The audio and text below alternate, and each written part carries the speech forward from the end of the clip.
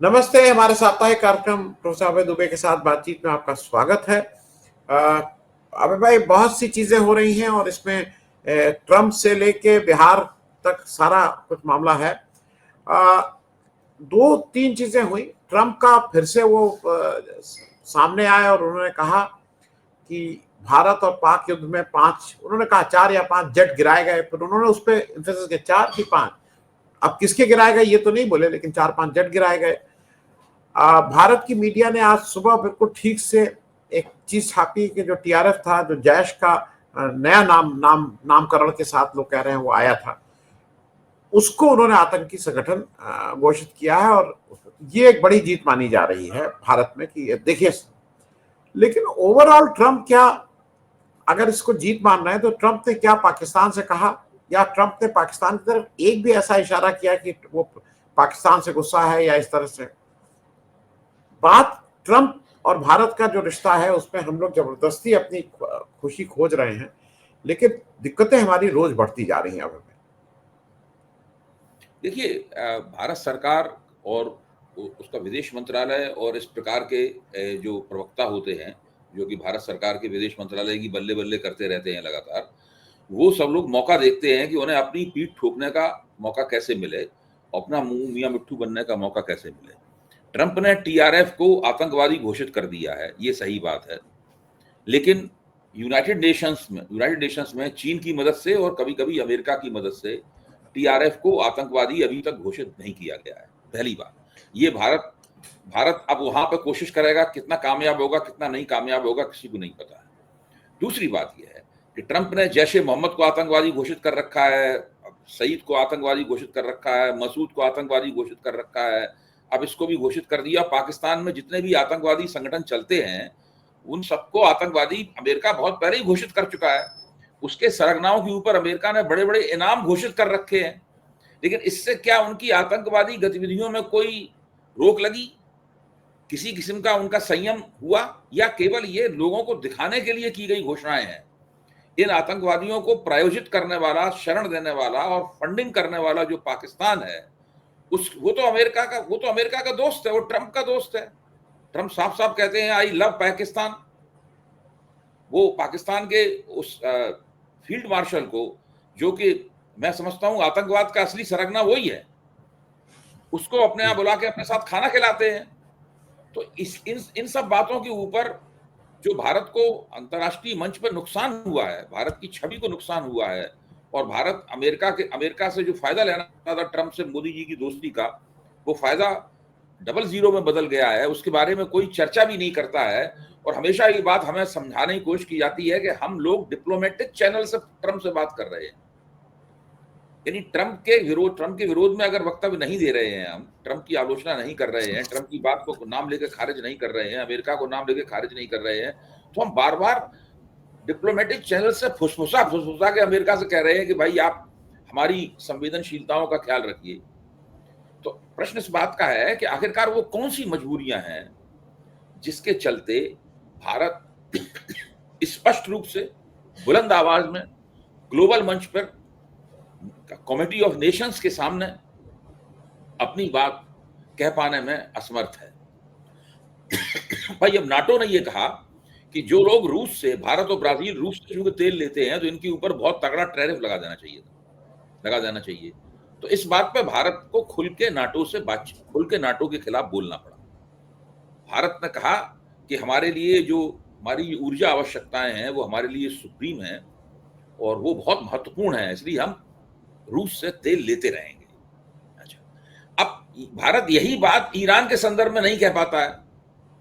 भारत अगर आज अपने बाहें बाहें फैला दे तो ईरान आके गले लग जाएगा उसके, और भारत को रूस से भी सारा सस्ता तेल ईरान से प्राप्त हो सकता है, और पहले भी प्राप्त होता रहा है। तो ये बहुत सारे ऐसे पेच हैं जिसमें भारतीय विदेश नीति ने अपने आप को फंसा लिया है, और उसको फंसाने के पीछे जो नरेंद्र मोदी की और भारत की जो अमेरिका परस्ती है, मतलब ट्रंप रूठ जाएंगे, ट्रंप हमारा नुकसान कर देंगे, ट्रंप हमारे ऊपर टैरिफ लगा देंगे, ट्रंप हमें लंगी मार देंगे, क्या कर देंगे ट्रंप, इस चक्कर में भारत अमेरिका के खिलाफ मुंह ही नहीं खोलता है।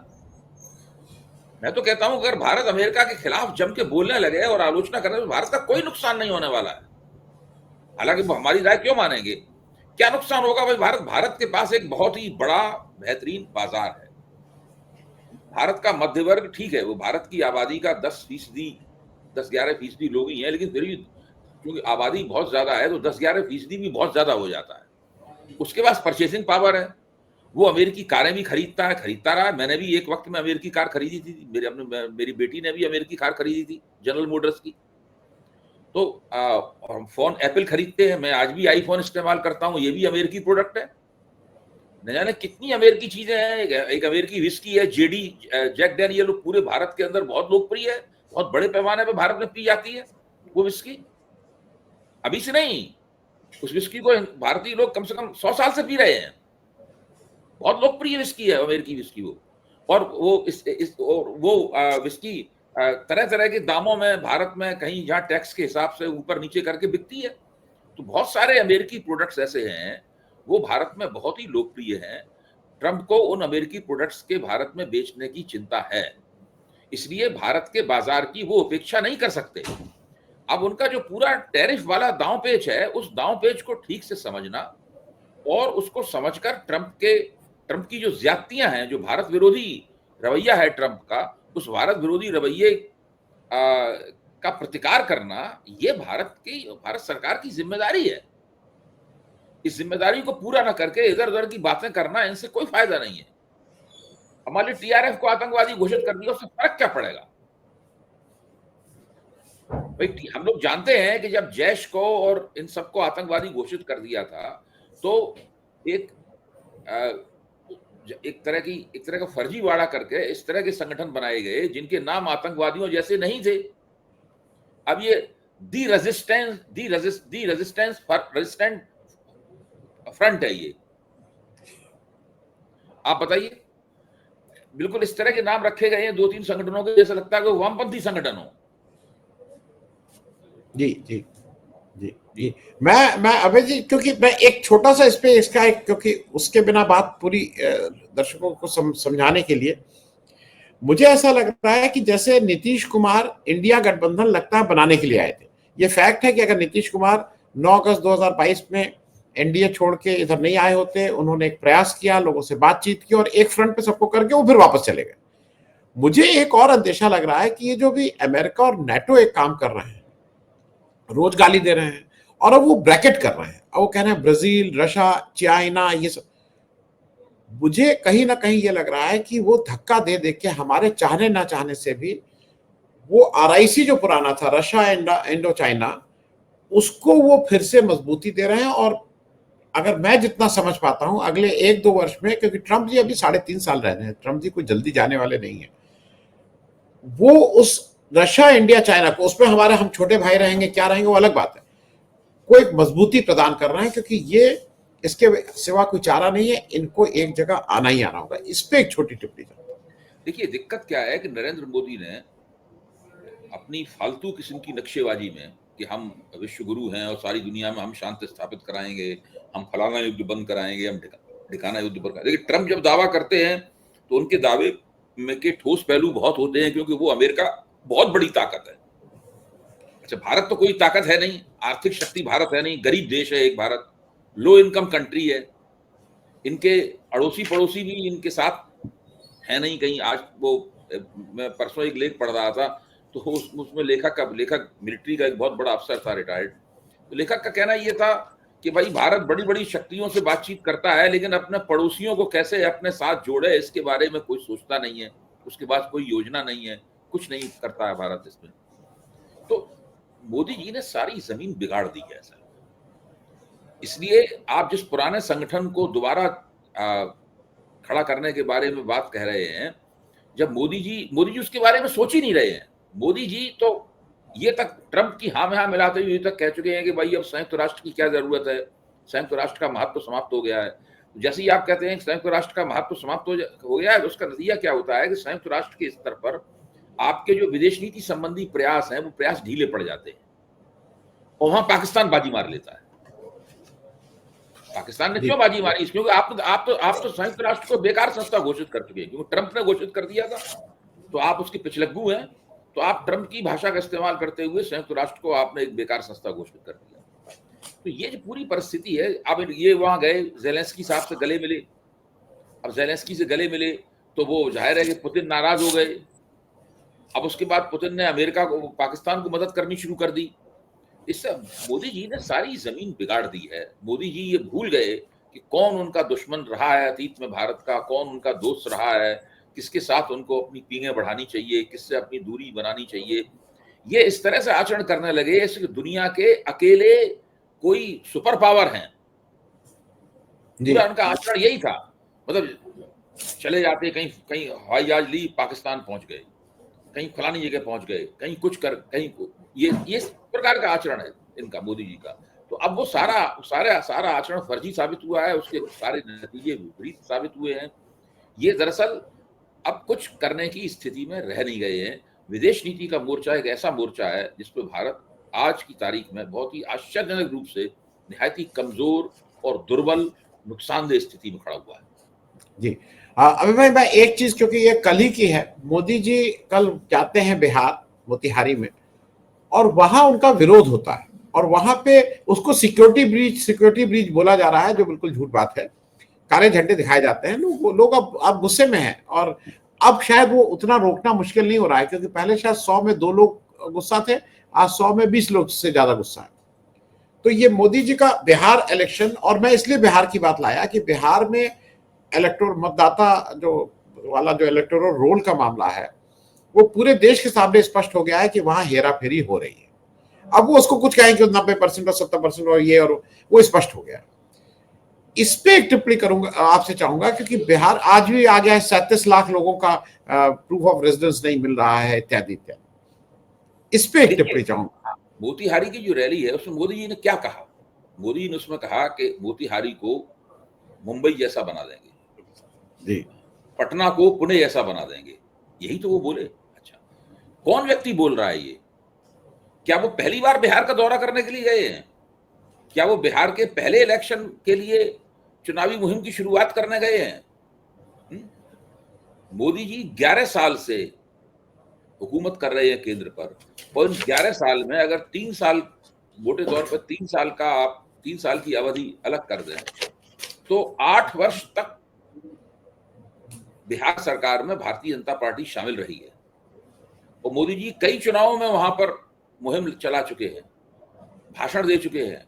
एक उनका वो मशहूर हुआ था भाषण, कितने रुपए दे दें, इतने करोड़ रुपए दे दें, 200 करोड़ रुपए दे दें, 400 करोड़ रुपए दे दें, बताइए कितने दे दें। वो उनका भाषण बहुत मशहूर हुआ था। मोदी जी अबे भाई 52 बार गए हैं कुल प्रधानमंत्री बनने के बाद बिहार, और इस साल 2025 में ये छठी विजिट थी। मैंने कहा कि सब दर्शकों को, तो अब आप बताइए कि आप बिहार की जनता से ये कह रहे हैं कि आपके जो मोतिहारी को और पटना को हम ऐसा ऐसा बना देंगे। अरे भाई, आपको किसने रोक रखा था? हाँ, अभी मैं एक प्रशांत किशोर का एक इंटरव्यू सुन रहा था, तो उन्होंने, प्रशांत किशोर ने बड़ी अच्छी बात कही, तर्क बहुत अच्छा था उनका। उनका कहना यह था कि जब नरेंद्र मोदी प्रधानमंत्री पद के उम्मीदवार बने थे, उस वक्त बिहार देश का सबसे ज्यादा पिछड़ा हुआ, सबसे ज्यादा गरीब, सबसे ज्यादा पीछे प्रदेश था, सबसे ज्यादा अशिक्षित प्रदेश था। बिहार के लोग बाहर नौकरियां करने के लिए जा रहे थे, बिहार के पढ़े लिखे लोग पलायन कर रहे थे। जब मोदी जी प्रधानमंत्री पद के उम्मीदवार बने तब बिहार इस स्थिति था। तब से लेकर अब तक मोटे तौर पर मोदी जी का ही बिहार के ऊपर राज्य है, केंद्र में भी उनकी सरकार है। आज भी बिहार वही है जो उस वक्त था, उसके अंदर 1 इंच भी उसके अंदर कोई बढ़ोतरी नहीं हुई है, कहीं भी बिल्कुल आगे नहीं बढ़ा। मैं एक वरिष्ठ लेकिन अवकाश प्राप्त आईएएस अफसर से बात कर रहा था, तो बातचीत मेरे मुंह से निकल गया कि पटना का जो एयरपोर्ट है उसको देख के लगता ही नहीं कि वो बिहार की राजधानी का एयरपोर्ट है। दूसरे छोटे छोटे प्रांत हैं उनकी, आप देखिए एयरपोर्ट कितने अच्छे हैं। तो उस वरिष्ठ आईएएस अफसर ने मुझे जो बातें बताई उससे मैं ताज्जुब में रह गया। उसने कहा कि मैंने खुद वो नागरिक उड्डयन मंत्रालय से कई हैसियतों में जुड़े रहे हैं, तो उन्होंने कहा कि मैंने खुद नीतीश कुमार से ये कहा कि आप केवल जमीन अलॉट कर दीजिए, मैं गारंटी लेता हूं कि 2 या 3 एयर स्ट्रिप वाला, हवाई पट्टी वाला बढ़िया एयरपोर्ट वहां पे हम लोग बनवा देंगे। बिहार सरकार ने एयरपोर्ट के लिए जमीन तक अलॉट नहीं की। आज भी जो पटना का एयरपोर्ट है वो उतरते ही लगता है कि पता नहीं कहां उतर गए, क्योंकि ऐसा इतना पुराना और इतना जिसे कहते हैं मुरझाया हुआ एयरपोर्ट आपको देश में कहीं नहीं मिलेगा जो बिहार में मौजूद। पता नहीं ये लोग किस तरह बिहार को चला रहे हैं। इन्होंने तय कर रखा है कि बिहार को वहीं रखना है जहां बिहार आज से 15 साल पहले था, 20 साल पहले था। लालू यादव पे आरोप लगाते हैं, इन लोगों ने कौन सा बिहार में प्रगति कर दी? तो मोदी जी की ये जो बात है उसको मैं नहीं मानता हूं कि बिहार का कोई मतदाता इस बात को सुन रहा है। इसलिए आपने जिस विरोध प्रदर्शन की बात कही, वो विरोध प्रदर्शन तो दरअसल एक झांकी है। अभी बिहार की जनता, वो ट्रेलर है, बिहार की जनता अभी पूरी फिल्म इन लोगों को दिखाएगी। जी, मैं अभय भाई उसका एक, क्योंकि मैंने सामने निकाल लिया, पटना एयरपोर्ट सुरक्षा की दृष्टि से उसका रनवे 6,798 फीट लंबा है। नॉर्मली 8 से 9,000 फीट से कम होना नहीं चाहिए, आइडियली 12,000 होना चाहिए। आज वो सुरक्षा की दृष्टि से पटना रनवे आज से नहीं हो रहा है ये, और आज नहीं, मैं बात कर रहा हूं ये मैं 1995, मतलब आज से 30 साल पहले जब मैं पटना था, मैं एक पॉलिटिकल पार्टी से जुड़ा हुआ था, तब भी होता था बहुत छोटा रनवे है, इसमें खतरा है, लेकिन आज तक उस खतरे को बाकी लोग महसूस नहीं कर रहे हैं जब तक कुछ ना कुछ हो ना जाए। मैं एक चीज और पूछ लूं, ये जो इंडिया गठबंधन है जी, इसमें चेंज देखा अभी 2 दिन पहले, आज उनकी एक मीटिंग अभी हो रही, मतलब जूम पे करेंगे, वर्चुअल मीटिंग करेंगे, लेकिन इसमें 2 साफ साफ चीजें आई। एक तो ये आया कि ऑफिशियली संजय सिंह जी का बयान आया कि अब आम आदमी पार्टी इंडिया गठबंधन का हिस्सा नहीं है, और इंडिया गठबंधन की जो वो थी वो केवल लोकसभा इलेक्शन तक उसकी यूटिलिटी थी, अब उसका कोई मतलब नहीं है। नंबर 1, टीएमसी ने ये कह के किनारा किया है कि हमारा एक बड़ा आयोजन मंडे को है और हम उस आयोजन में व्यस्त हैं, इसलिए हम इसमें शिरकत नहीं कर रहे हैं। दूसरी तरफ टीएमसी के बाकी लोग ऑफ द रिकॉर्ड ये कह रहे हैं कि भाई अब इलेक्शन अगले साल है और हम कांग्रेस और लेफ्ट के साथ बहुत मिला जुला नहीं दिखाना चाहते हैं, क्योंकि फिर हमारे वोट इफेक्टेड होंगे।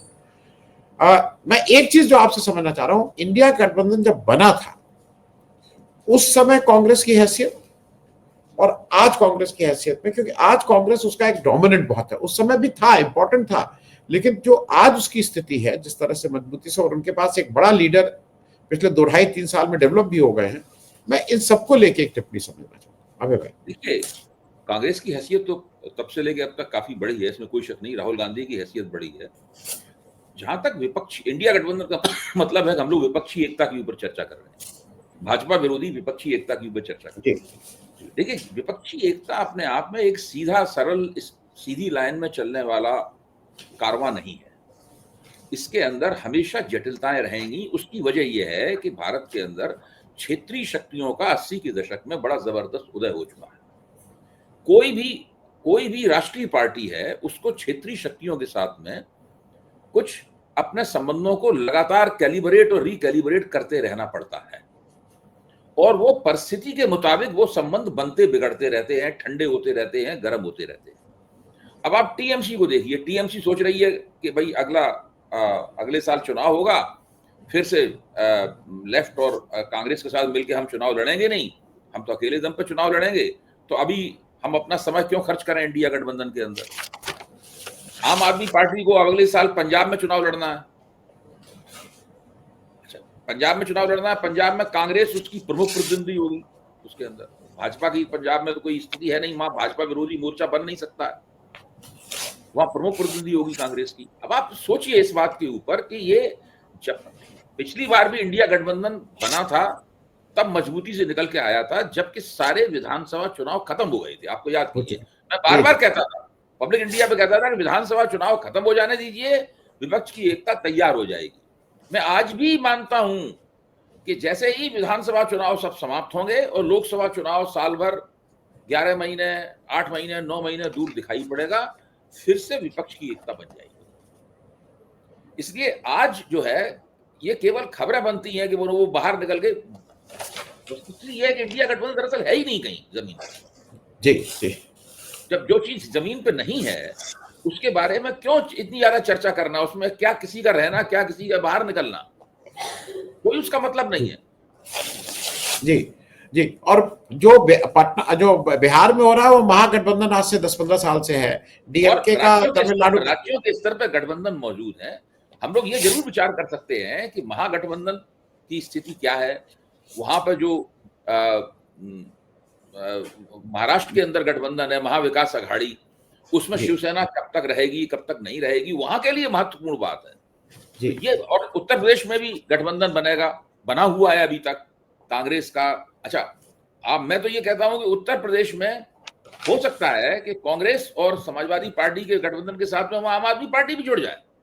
मैं नहीं कह रहा हूं जुड़ेगा, मतलब जुड़ेगी, लेकिन पूरी संभावना है वहां पर। तो राज्यों के स्तर पर ये सारी गतिविधियां चलती रहेंगी विपक्षी एकता की, राज्यों की राजनीति की अपनी जरूरतों के मुताबिक। इंडिया गठबंधन फिर से खड़ा होगा अपने पैरों पर और अपना महत्व देश की राजनीति में दिखाएगा जब लोकसभा चुनाव साल भर दूर होगा।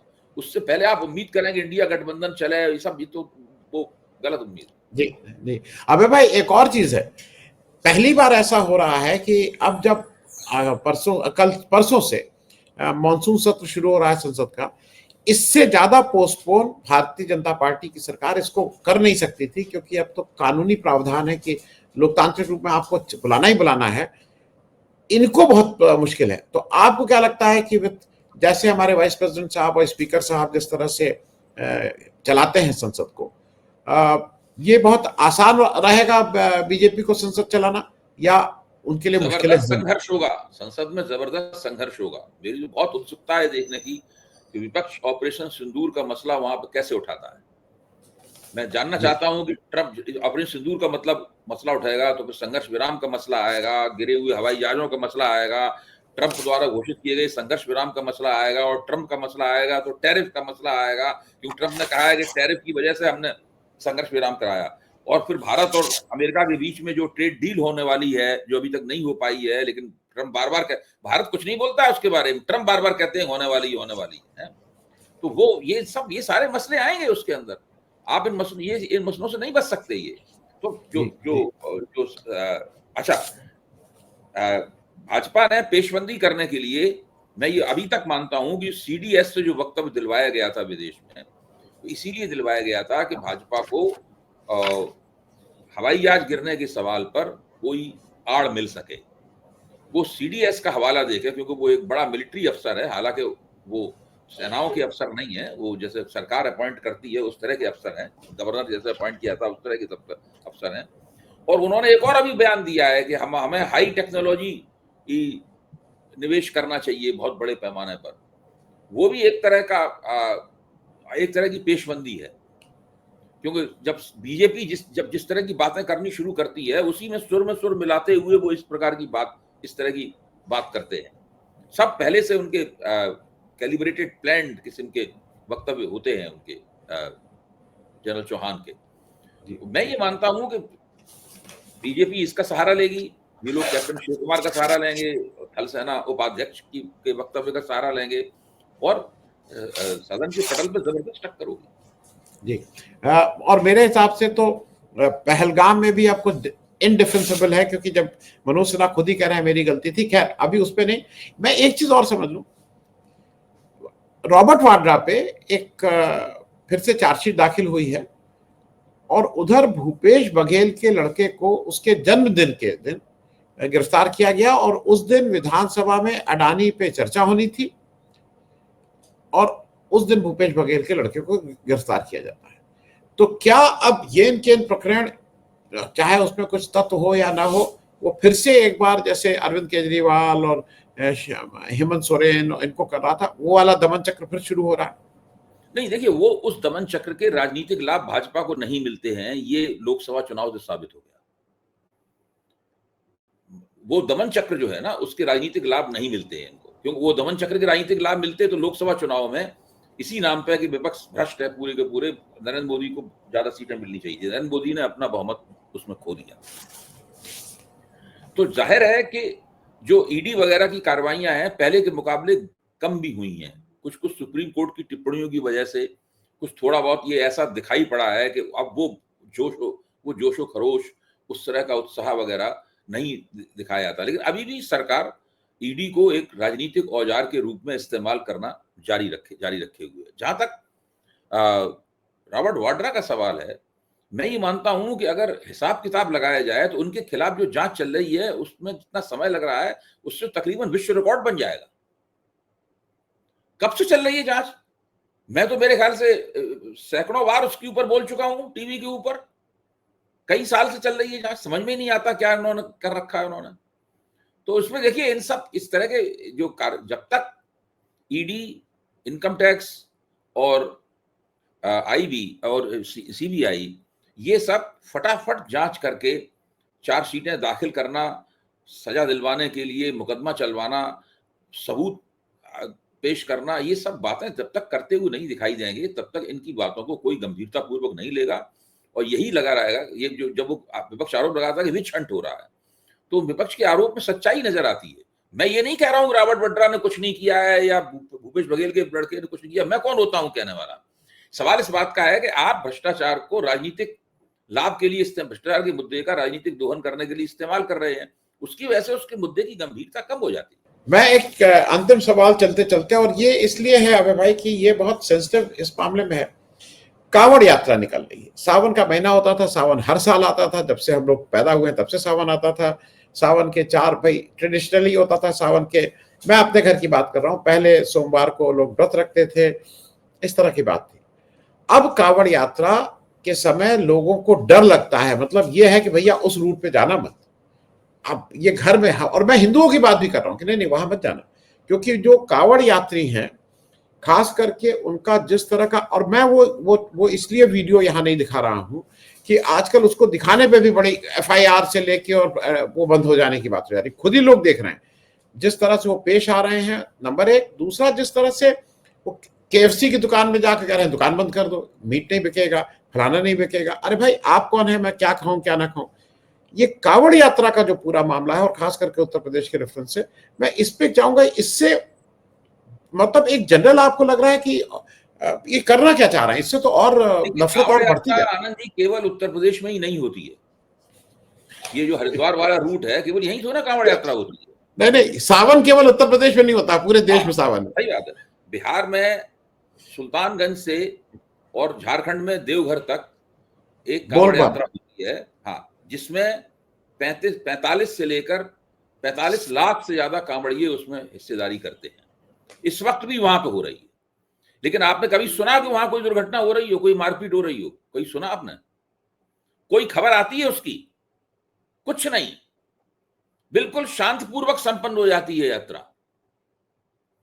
सवाल यह है कि हरिद्वार वाले रूट पे ही, और 7 साल पहले ये भी नहीं, जब से जिस दिन से भारतीय जनता पार्टी की उत्तर प्रदेश में हुकूमत हुई है 2017 से, तब से हो रही, तब से ये समस्या पैदा हुई है। इससे पहले कोई समस्या नहीं पैदा होती थी। मायावती के शासनकाल में और अखिलेश के शासनकाल में सड़क पे एक डोरी लगा दी जाती थी और बोरियां भर के, बालू की बोरियां भर के लगा दी जाती थी। वो एक अलग से एक कॉरिडोर बन जाता था टेम्परेरी, जिसमें कांवड़िए चले जाते थे, हम लोग बगल में कारें चलाते हुए निकल जाते थे, कभी कोई समस्या नहीं पैदा होती थी। वो सारी व्यवस्था खत्म कर दी योगी सरकार ने आके, कांवड़ियों को खुली छूट दे दी कि पूरी सड़क पे इधर से उधर तक वो अपने घूमते फिरें, उत्पात मचाते फिरें। और जो उत्पात मचाने वाले कांवड़ी हैं, आप उनकी शक्ल सूरत देखिए, एक तो सारे के सारे टॉपलेस हैं, मतलब ऊपर के कपड़े ही नहीं पहने हुए हैं वो, और कुछ भी कर रहे हैं। कल तो मैंने एक वीडियो देखा, उसमें पुलिस वाले को पटक पटक पटक के मार रहे हैं, वो कुछ भी नहीं हो रहा है उसके अंदर, दुकानें तोड़ी जा रही हैं, सब कुछ, हर तरह की। अच्छा, योगी आदित्यनाथ कह रहे हैं साहब कि कांवड़ियों के खिलाफ एक नैरेटिव बिल्डअप किया जा रहा है, उनको उपद्रवी बताया जा रहा है, उनको आतंकवादी तक कहा जा रहा है। पहली बात तो यह, किसी ने उनको आतंकवादी नहीं कहा। जिसको नैरेटिव बिल्डअप करने की बात कर रहे हैं, उन्हीं की पुलिस ने कांवड़ियों के खिलाफ एक नहीं ढेर सारी एफआईआर दर्ज की हैं। सैकड़ों कांवड़ियों के खिलाफ मुकदमे दर्ज हुए, कार्रवाई कोई नहीं हुई है, लेकिन कहने के लिए उनकी पुलिस ने उपद्रव करने के लिए और सार्वजनिक हिंसा करने के लिए कांवड़ियों के खिलाफ एफआईआर दर्ज की। तो अब सवाल ये है कि अगर कांवड़ियों का एक हिस्सा, मैं कह रहा हूं जो कांवड़ उठाता है वो नहीं करता है कोई गड़बड़ी, वो तो जा रहा है चुपचाप, उसकी तो कांवड़ी खंडित हो जाएगी अगर वो गड़बड़ी करने में आएगा। उसके इर्द गिर्द ये लोग जो घूमते हैं, मैडमैक्स बने हुए, आपने देखी नहीं पुरानी एक मेल गिब्सन की फिल्म मैडमैक्स? तो जब मैडमैक्स फिल्म मैंने देखी थी बहुत पहले, सोचता था केवल भारत में नहीं ऐसा हो सकता, इस तरह की शक्ल सूरत के लोग, इस तरह की क्रूरता बरतने वाले लोग, हाईवे के ऊपर इस तरह की हरकत करने वाले लोग भारत में नहीं हो सकते, लेकिन अब तो भारत में भी दिख रहा है। एक उघारा कांवड़िया पीछे पिट्ठू बैग लगाए हुए अपने लोहे के बल्लम से वो कार को कूट रहा है, सब क्या क्या क्या नहीं हो रहा है, सामने दिख रहा है। उत्तर प्रदेश के मुख्यमंत्री को सामने दिख रहा है और वो ताजिए से कांवड़ियों की तुलना कर रहे। देखिए समस्या क्या है कि हर चीज को मुसलमान विरोधी लहजे में पेश करना, उसका सांप्रदायिक राजनीति के लिए दोहन करना और अपनी सरकार द्वारा कांवड़ियों को आक्रामक और हिंसक नॉन स्टेट एक्टर्स में बदल देना। उत्तर प्रदेश की सरकार, योगी आदित्यनाथ की सरकार, भारतीय जनता पार्टी ये पाप कर रही है। शांतिपूर्ण, भोले भाले, मासूम, गीत गाते हुए पैरों में घुंघरू बांध के जाने वाले कांवड़ियों को उन्होंने मैडमैक्स और टॉपलेस कांवड़िया में बदल दिया है। ये जो कांवड़ियों का रूपांतरण हुआ है, ये मेटामॉर्फोसिस जो हुआ है कांवड़ियों का, इसका जिम्मेदार कौन है? इसकी जिम्मेदार उत्तर प्रदेश की सरकार है। जी, मैं यहीं पे समाप्त करता हूं, क्योंकि ये भी देख के लगता है आतंक है भाई, डर नहीं, आतंक है। मतलब उस रूट पे आतंक है वहां। तो और ये एक ऐसा धर्म, जिस धर्म में कहा जाता था कि हम शांति का पाठ पढ़ाते थे, हम प्रेम का पाठ पढ़ाते थे, आज हमारे उस धर्म का एक पार्टी विशेष की वजह से वो आतंक का दुर्गति कर दी है। देखिए मैं एक और बात बता रहा हूं, अगर योगी जी ये समझते हैं कि इसकी वजह से उनके हिंदू वोट बढ़ गए हैं, बहुत बड़ी गलतफहमी है। हिंदू समाज का कोई भी व्यक्ति इस प्रकार की हरकतों का समर्थन नहीं कर सकता। आप क्या समझते हैं कि जो मध्यवर्गीय पढ़े लिखे समझदार हिंदू हैं, शहराती हैं दिल्ली के, वो कांवड़ियों को इस प्रकार की हरकतें करते देख के जोश से भर गए होंगे, जय श्री राम का नारा लगा के उनके साथ दौड़ पड़े होंगे? क्या भारतीय जनता पार्टी के वोट बढ़ नहीं रहे हैं, भारतीय जनता पार्टी के वोट इससे कट रहे हैं। बहुत बहुत धन्यवाद अभय भाई, thank you so much for joining, thank you.